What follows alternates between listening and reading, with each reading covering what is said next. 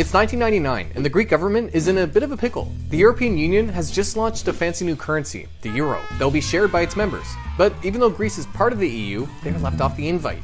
You see, despite massive tax evasion problems, the Greek government has been spending to boost social benefits and wages, which has caused their debt to GDP to rise well above the 60% required to adopt the currency. So now they must decide between cutting back spending or missing out on the Eurozone party. Unless, of course, there's a third option. You see, Goldman Sachs, an American investment bank, comes along with an idea, a way to meet the currency adoption criteria by masking the government's debt load through currency swaps. It involves a bit of lying, but this way the country can avoid radical reforms and reap the benefits of the euro, a win-win.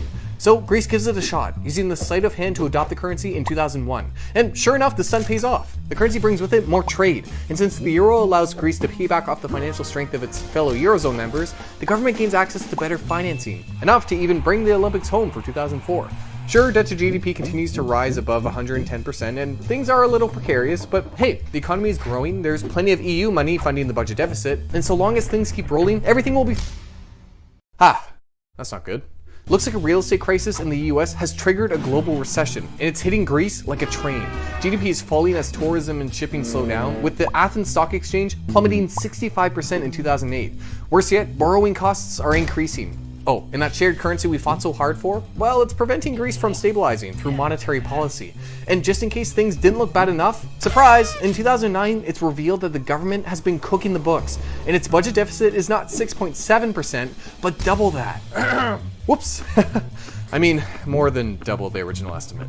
Borrowing costs skyrocket as the entire country's credibility is smashed like a plate on the floor. OPA. On April 27, 2010, with a debt to GDP of 127%, the country's credit rating is dropped to junk, plummeting Greece towards default as it begins to drown in its pile of public debt. But look, on the horizon, is it a bird? Is it a plane? No, it's a buttload of money. The Troika, a group consisting of 2 EU entities in the International Monetary Fund, has come to bail Greece out in a bid to save the EU from the ramifications of a Greek default.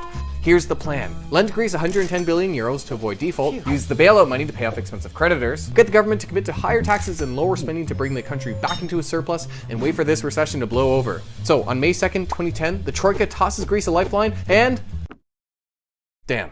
The bailout doesn't quite fix the problem. In fact, the austerity measures have put further pressure on GDP and brought debt to GDP up to 172% by 2011, with creditors quickly draining the bailout funds. This is bad, and the Troika realized that more drastic measures are required, so they devised a new plan.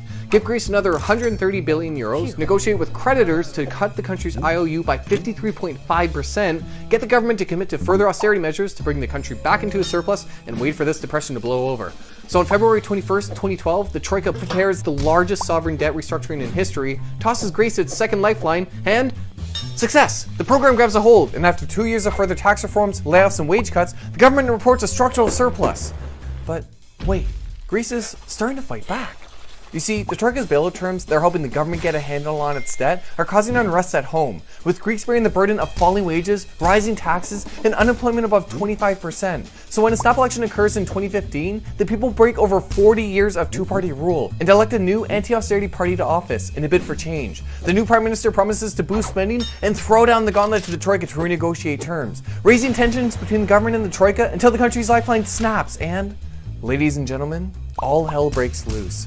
Creditors flee Greece once again, and a liquidity crisis emerges, with fear gripping the country amid concerns of Brexit, Greece's departure from the EU. Negotiations with the Troika fall through as even its members clash, and on June 30th, 2015, with the government unable to secure any further debt relief, Greece defaults, missing a 1.6 billion euro debt payment to the IMF, the first developed country to ever do so. The foundation of Greece's economy begins to crack as the government shuts down its stock exchange and banking system. Greeks continue to fight against a new bailout proposed by the EU, but at this point, with the country in financial purgatory, Brexit inching closer, and no more leverage for negotiation, on July 16th, a very desperate government throws in the towel, grabbing a hold of the EU's third lifeline and accepting an 86 billion euro bailout in August. And so, with the fight to boost spending meeting a dramatic end, the Greek people prepare once again for a round of cuts, reforms, and hard times ahead. All in, the economy would shrink 25% as a result of the crisis. And while Greece has since finished its bailout program, the country to this day maintains a debt to GDP of 181%. And Greek people continue to suffer, with 1 in 3 Greeks at risk of living in poverty. It goes to show the terrible consequences of fiscal mismanagement. And as Greece continues down its road to recovery, let us not forget the valuable and devastating case study it provided.